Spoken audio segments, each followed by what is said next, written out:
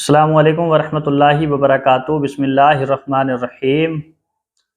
کیا قبر میں حضور صلی اللہ تعالی علیہ وسلم تشریف لاتے ہیں یا نہیں؟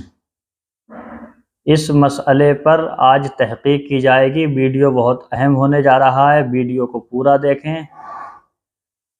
حضور صلی اللہ تعالی علیہ وسلم قبر میں تشریف لاتے ہیں یا نہیں لاتے ہیں، اور کن لوگوں کی قبر میں تشریف لاتے ہیں اور کن لوگوں کی قبر میں تشریف نہیں لاتے ہیں، اور کن لوگوں کا ماننا ہے کہ حضور صلی اللہ علیہ وسلم قبر میں تشریف لاتے ہیں، اور کن لوگوں کا ماننا یہ ہے کہ حضور صلی اللہ علیہ وسلم قبر میں تشریف نہیں لاتے۔ اس کی پوری وضاحت کی جائے گی، اس پہ پوری تحقیق کی جائے گی۔ اس سے پہلے یہ ویڈیو آپ دیکھ لیجئے۔ ہر قبر میں حضور پاک تشریف نہیں لے آتے، یہ جاہل لوگوں نے بنایا ہوا ہے۔ علی بھائی، یہ پوچھنا تھا کہ کیا قبر میں ہر کلمہ گو کو نبی علیہ السلام کی زیارت نصیب ہوگی؟ نبی علیہ السلام کی زیارت کے بارے میں کوئی نہیں ہے۔ ایک صاحب بولے نہیں ہاشمی میاں، نبی کا درشن تو ہوتا ہے پر نبی نہیں آتے، پھر کیا ہوتا؟ وہ ان کی شبیہ آتی۔ تو آپ نے یہ ویڈیو دیکھ لیے، اب اس پہ تحقیق کی جائے گی کہ آیا کہ حضور سید عالم صلی اللہ تعالی علیہ وسلم قبر میں تشریف لاتے ہیں یا نہیں لاتے ہیں۔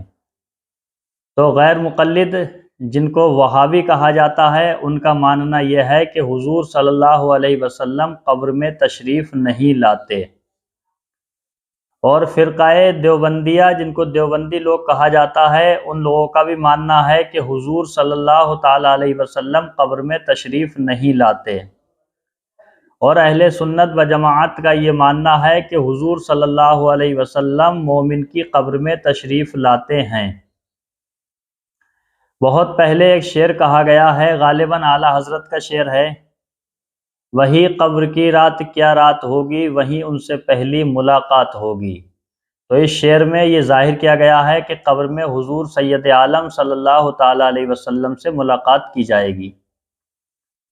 اہل سنت و جماعت کے یہاں پر قبر میں حضور صلی اللہ علیہ وسلم کی تشریف آوری کے متعلق 3 اقوال ہیں، یعنی 3 قول ہیں۔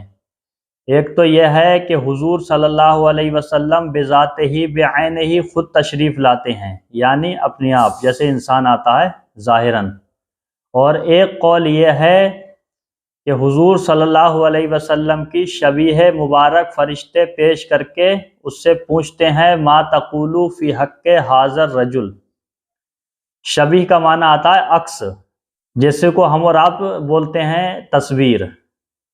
حالانکہ تصویر حضور صلی اللہ علیہ وسلم کی تصور نہیں ہے کہ حضور صلی اللہ علیہ وسلم کی تصویر ہو، لیکن شبیہ ہی کہنا زیادہ بہتر ہے کہ شبیہ رسول کو پیش کیا جاتا ہے اور اس پر پھر سوال کیا جاتا ہے مردے سے۔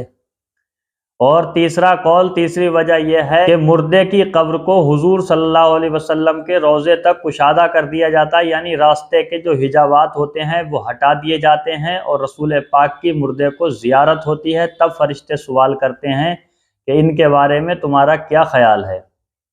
یہ 3 قول ہیں، اور ان کے علاوہ کوئی قول ہمیں نہیں مل پایا۔ ہم تینوں قولوں کو دیکھ کر کے لفظ بلفظ آپ کی خدمت میں حوالے کے ساتھ پیش کرتے ہیں، تو سماعت کریں۔ علامہ مفتی شریف الحق احمد امجدی علیہ رحمت و رضوان اپنے فتاوی شارح بخاری میں فرماتے ہیں، قبر میں مردے سے سوال کس طرح ہوتا ہے؟ شارحین حدیث نے اس کی 3 توجہ، اس کی 3 وجہیں بیان فرمائی ہیں، یعنی 3 صورتیں بیان فرمائی ہیں۔ ایک تو یہ کہ قبر میں گنبد خضرا تک کے سارے حجابات یعنی پردے اٹھا دیے جائیں گے، یعنی بندے کی قبر سے لے کر کے رسول پاک صلی اللہ علیہ وسلم کے روضے تک جتنے بھی راستے میں حجابات آئیں گے، جتنی آڑ کی چیزیں آئیں گی، سب ہٹا دی جائیں گی، اور ڈائریکٹ مردے کی قبر سے روضہ رسول کا دیدار کرا دیا جائے گا، اور مردہ جمال جہاں آرا سے مشرف ہوگا۔ اب نکیرین یعنی قبر میں سوالات کرنے والے 2 فرشتے منکر نکیر حضور اقدس صلی اللہ تعالی علیہ وسلم کی طرف اشارہ کر کے پوچھیں گے۔ دوسری وجہ یہ ہے کہ حضور اقدس صلی اللہ علیہ وسلم کی شبیہ مبارک نکیرین کے پاس ہوگی، اس کی طرف اشارہ کر کے پوچھیں گے۔ اور تیسری وجہ یہ ہے، توجہ یہ ہے کہ حضور اقدس صلی اللہ علیہ وسلم خود تشریف لاتے ہیں۔ اس کا حوالہ ہے فتاوی شارح بخاری جلد نمبر 1 صفحہ نمبر 406، مطبوعہ دائرۃ البرکات گھوسی ضلع مئو، اور دوسرے جو ہے مطبوع سے بھی اس کو شائع کیا گیا ہے۔ فتاوی شارح بخاری جلد نمبر 1 صفحہ نمبر 406، اسکرین پہ اس کا اسکین لگا دیں گے، آپ بغور خود پڑھ لیجئے۔ اس سے پتہ چلا کہ حضور صلی اللہ علیہ وسلم کی قبر میں زیارت کے متعلق 3 وجہ بتائی ہیں۔ پہلی وجہ حضور خود تشریف لاتے ہیں، دوسری وجہ حضور کی شبیہ پیش کی جاتی ہے، اور تیسری وجہ یہ ہے کہ روضہ رسول تک، قبر سے لے کر روضہ رسول تک حجابات ہٹا دیے جاتے ہیں، ایک راستہ ہموار کر دیا جاتا ہے، راستہ ایک بنا دیا جاتا ہے جس سے زیارت رسول ہوتی ہے۔ اور اعلیٰ حضرت فاضل بریلوی اسی سوال کے جواب میں فرماتے ہیں، اس کے بعد فرشتے سوال کرتے ہیں ما تقولو فی ھذا الرجل، یعنی ان کے بارے میں کیا کہتا ہے۔ اب نامعلوم کہ سرکار صلی اللہ علیہ وسلم خود تشریف لاتے ہیں یا روضہ مقدسہ سے پردہ اٹھا دیا جاتا ہے، شریعت نے کچھ تفصیل نہ بتائی، اور چونکہ امتحان کا وقت ہے اسی لیے حاضر نبی نہ کہیں گے، حاضر رجل کہیں گے۔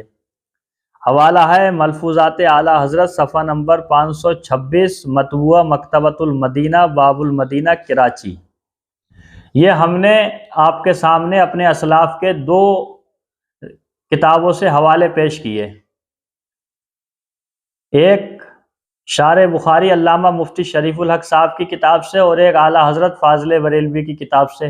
ان دونوں سے یہی ثابت ہو رہا ہے کہ حضور صلی اللہ علیہ وسلم کی قبر میں حاضری ہوگی۔ اب حاضری کس طریقے سے ہوگی، یا تو خود تشریف لائیں گے، یا شبیہ رسول کے ذریعے سے حاضری ہوگی، یا روضہ رسول تک راستہ ہموار کیا جائے گا، حجابات ہٹا دیے جائیں گے۔ یہ اہل سنت کے یہاں متفقہ فیصلہ ہے۔ اچھا، قبر میں جو 2 فرشتے تشریف لاتے ہیں اور مرنے والے سے سوال کرتے ہیں، وہ قبر میں سوال کس زبان میں کیے جائیں گے؟ مومن بندے کی قبر میں جو فرشتے آتے ہیں اور سوالات قبر کرتے ہیں، وہ سوالات قبر کس زبان میں ہوتے ہیں؟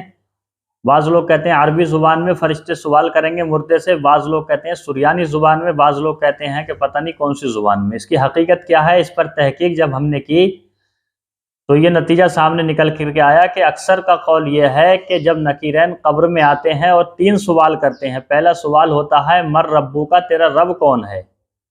تو جو مردہ ہوتا ہے مومن، وہ کہتا ہے ربی اللہ، میرا رب اللہ ہے۔ اور دوسرا سوال ہوتا ہے ما دینوں کا، تیرا دین کیا ہے؟